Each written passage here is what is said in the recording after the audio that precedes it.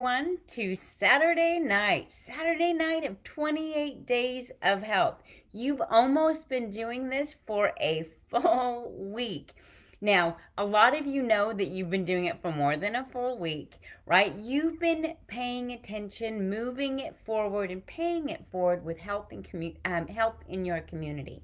But this is all about resetting goals, right?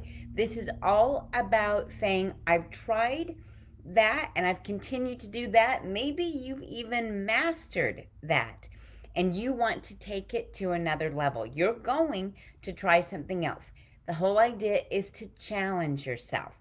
So, how are you challenging yourself? Are you introducing a new product? Are you introducing consistency with the products that you were already taking? Have you talked to someone else about maybe joining you in this challenge so that each day you are consistent with a new health habit?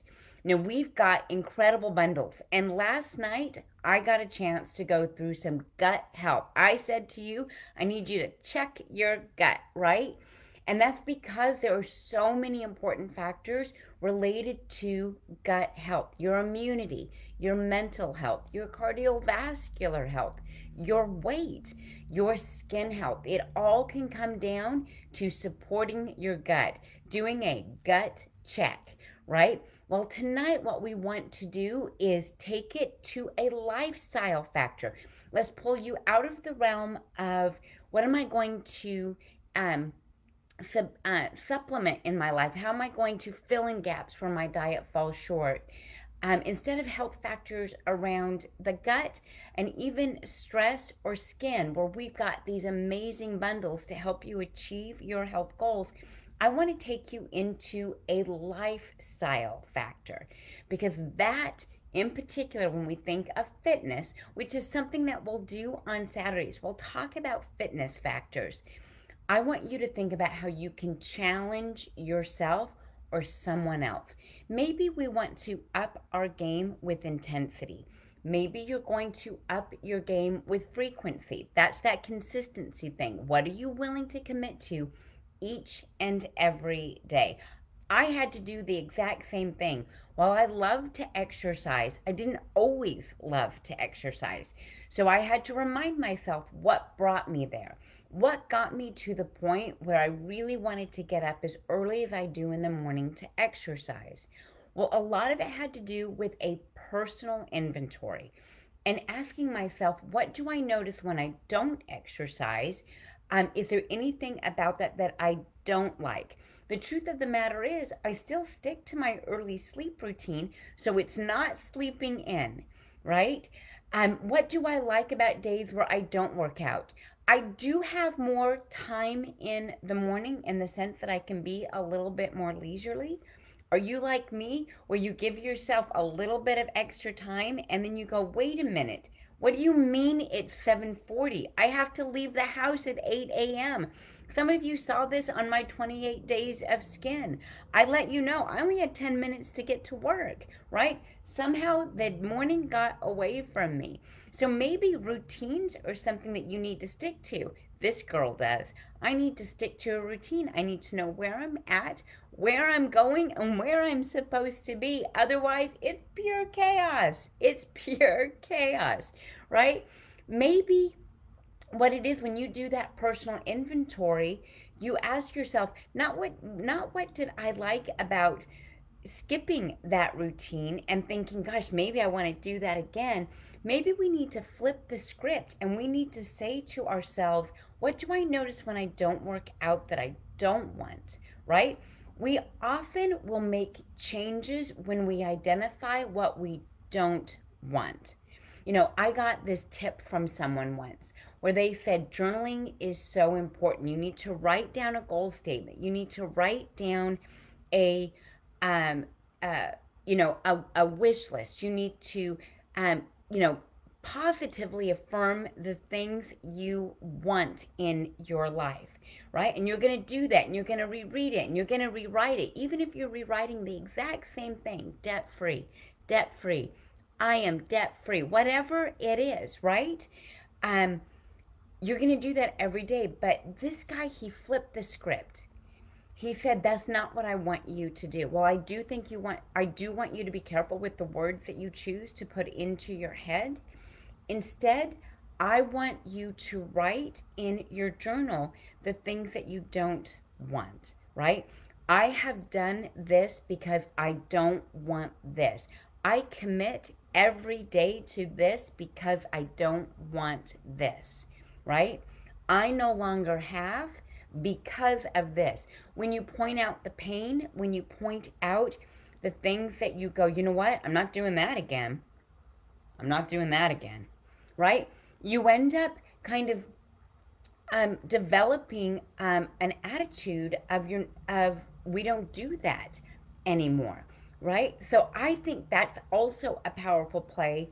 I also think that's a successful way to get over this obstacle of fitness.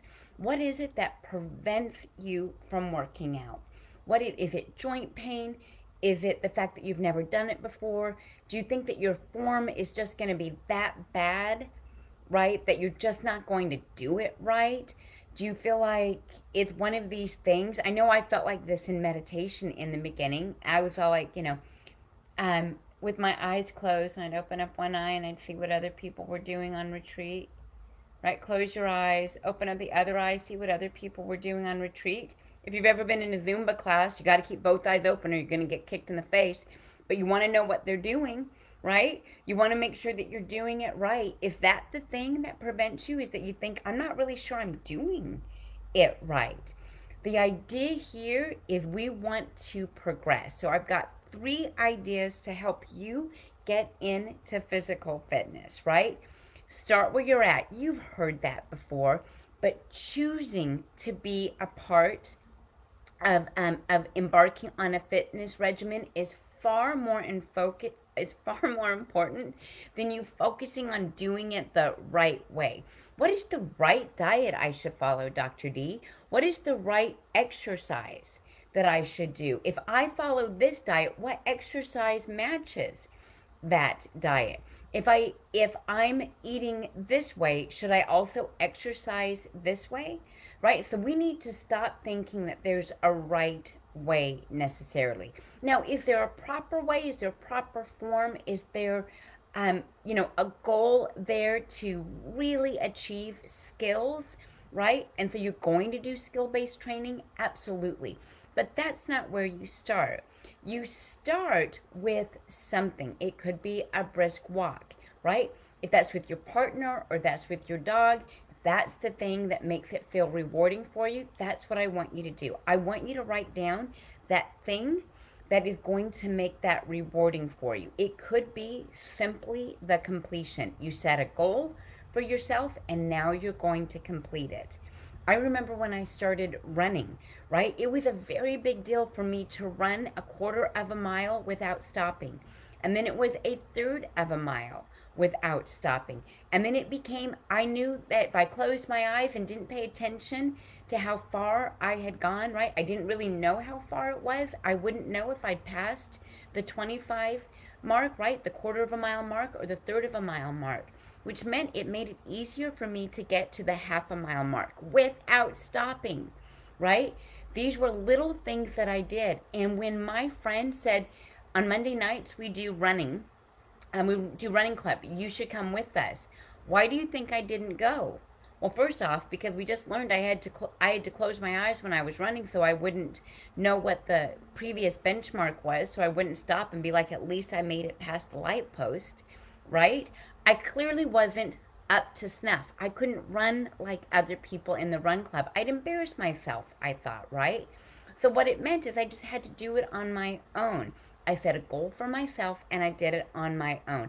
I didn't worry about the right way. I just worried about making sure that I did it. So first rule of thumb, in choosing a fitness regimen, you're going to find something that you can see or seek reward in. For me, it was as the distance that I would be able to run or the amount of weight that I would be able to lift. I continued to set those goals. And I'm telling you right now, you guys, they were really small goals, because that meant I got to focus on an important factor, which was getting better.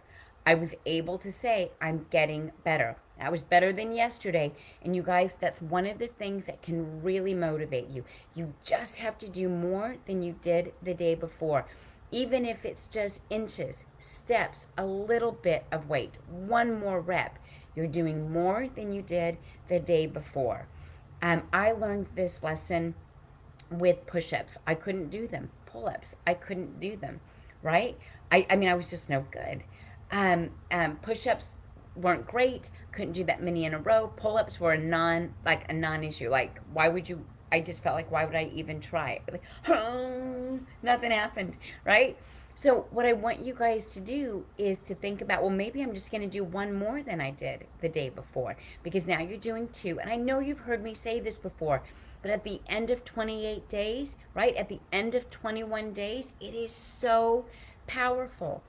You're doing so many more than before you started. So go ahead and get started. Don't worry about my way, his way, or the right way. Let's just get started.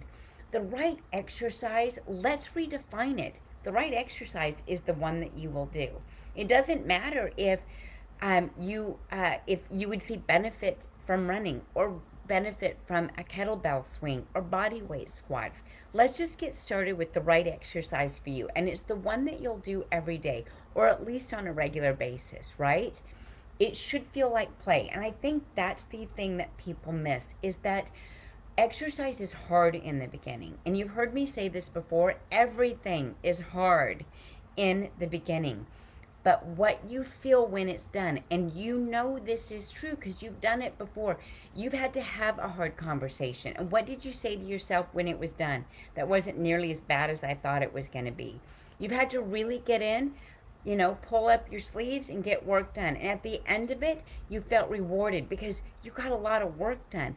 Think about those days where you have accomplished a ton, right? You come home and you're just like floating on air because you were so productive today, right? It just felt, what do you say?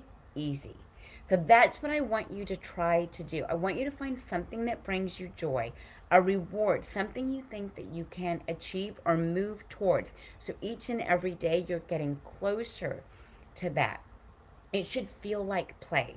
Exercise should feel like flow to you, right? So if what you start doing is just greasing the groove, just doing some movements, right? Just play with it, right? And you've done a little bit more than you did the day before. From then, you're going to move and you're going to do a little bit more the next day. Do it on a regular basis. And what you're going to find is over time, you've moved so much further. You've moved beyond where you thought you could go, right? And so I just want to remind you, what feels difficult in the beginning, remind yourself, everything you ever started was difficult in the beginning, right? When it comes to getting things done on our routine, on our to-do list, right? What do we always tell ourselves? Just start. Start this, get half done, finish that half, start again the next day, and you finish the next half, and you're done, right? So these are the small steps that you can accept from yourself from fitness. Now, there's another rule. It should feel like play. I said, I want you to flow through it. The second thing that you're going to shoot for, besides getting started and finding that target, making it play, making it flow, making it be something that you feel you'll do every day. The second thing now that you're going to implement once you feel like you're in the flow is you want to make sure that you are applying what we would refer to as sufficient stimulation or stimulus. It should produce work, right? Now here's where people get stuck when it comes to work that they need to apply. They will compare themselves to other people. Survey says, don't compare yourself to other people. You are you, right? And what feels like hard work to you is going to be different than what feels like hard work to someone else. But if it feels hard, you're doing it right, okay? If it feels hard, you're putting in sufficient work. And what that means is that you're putting in sufficient stimulation, right? So what starts with small weighted dumbbells starts to grow into heavier weighted dumbbells, right? But if that's what produces work for you, the lighter weight in the beginning, either through lightweight or less reps, as long as it feels like work and you can collect your own like checklist where you say, I did it, I nailed it, right? My previous wall, when you see all of those things on there, the whole point of that is a daily checklist. What did I get done today? Did I do all 12 of those things that I set out to make sure that I would do? That's what we need to pay attention to. Don't phone in your workout, right? Don't just go out somewhere for 20 minutes and decide, okay, well, I did it for 20 minutes, and then do the same thing the next day for just 20 minutes. Now, I do want to take a little bit of that back, because if that's where you get started, I'm cool with that. As long as you hold yourself accountable through a checklist, through telling someone else what you're doing, right? So that you feel enough of the stimulation from the backside, right? To be able to apply enough stimulation or work when you're in the workout. And this could be any number of ways, like I said. To make it meaningful, you're either going to work through volume, lightweight, but a lot of reps. You're going to work through intensity, which may mean less rest. Same weight, same volume, but less rest in between reps, right? So you can increase your intensity, or you're going to do it more frequently. Now, in one sitting, more frequently is more reps, or more sets, rather. That means you're going to do a number of certain movements, and you're going to do it in a series, right? You're going to repeat that series, that's frequency. Or it could be what used to be 2 days a week is now 3, then 4 days a week, maybe 5 days a week. Always make sure that you're taking some time to rest and recover. That's critically important to keep you moving forward, to keep this feeling like play for you. You know what works for you. You know that you might have to go all in and do it each day, but some of those days are going to be lighter than the others. But you want to make sure that you're focusing on that volume, that intensity, and that frequency. Let me tell you a fitness pitfall. A fitness pitfall is thinking that you're going to do all three, right? Because let's just break that down for a minute.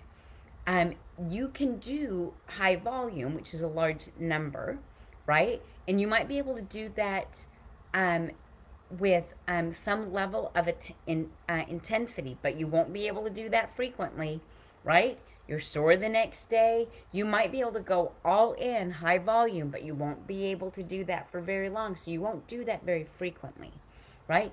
You can do high volume and do it very frequently, but you won't do it very intensely, right?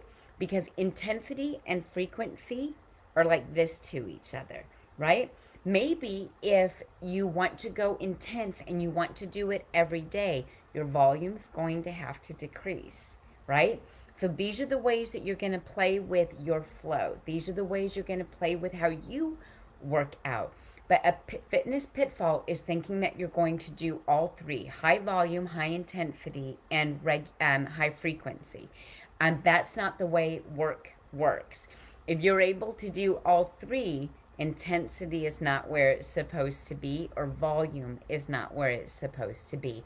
And so I want you to think about how you're going to reshape that, or you're going to recreate a focus or a strategy or a challenge on one of those three factors. Now, I also want to give you a fitness win. Now, think about it. Volume might wear the pants in the family here, because let's go through this. If I do heavy weight and I do it intensely, or I do sprints, which are just by definition intense, right? I won't be able to do them frequently. We've discovered that, which means I'm going to need to take a day off, right? I'm not going to be able to do a lot of them, and I'm not going to be able to do them intensely or frequently, which means I'm going to have to take some days off. The individual that does it a little bit less intense is able to keep it up, the frequency, and they're able to keep up a higher volume, which means at the end of the week, they've done more than the intense person has. You still have to do enough. You have to create work. You have to create stimulation. But let's just talk about pull-ups because it's easy to talk about the volume of pull-ups. Maybe you decide to go all in and you're going to do 10 pull-ups. That's a lot. You're going to do 10 pull-ups, right? You're not going to be able to do 10 pull-ups the next day.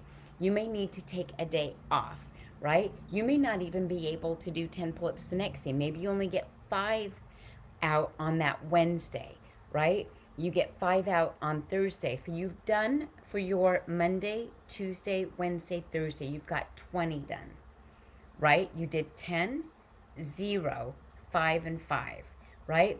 But let's say I'm doing 5. Or I guess in this case, if I'm only going to choose 4 days, my math is going to work out. But we both did the same amount of work. 5, 5, 5, 5. So I could do 5 each day. And so we both did 20, right? But I was able to keep up the frequency. That math was supposed to work out better. So at the end of a week, you had to take 2 days off. I didn't have to take any days off. I did 25 pull-ups and you did 15. That's really how that was supposed to work out, but Dr. D messed it up. So that's the idea. Volume, intensity, frequency. This is how you're going to measure number 3 on the list, which is progression. You can have a linear progression, right? And what I mean by that is you're going to do the same move. You're just going to do more weight, right? You're going to do the exact same things, but like if you're lifting weights, you're just going to add a little bit more weight and you're going to progress. And that's going to be your goal. You're going to be doing the same volume, the same frequency. It's going to be more intense and you're through a linear progression. You're just going to do a little bit more and add a little bit more weight. You can also do a non-linear progression where you add another skill set, where you add a different type of move, where you add complexity to it, or you do a complex move. So an example of this is that you can do with a barbell, maybe you're lifting and you're doing what's called a clean, where you lift a barbell off the ground with weight and you pull it up and you catch it. Well, a progression of that would be to then put that over your head, right? You didn't start there, but you can get there with that type of skill-based progression. Or you stick with added weight and you do the same moves over. As long as you're progressing, you're doing what you need to do.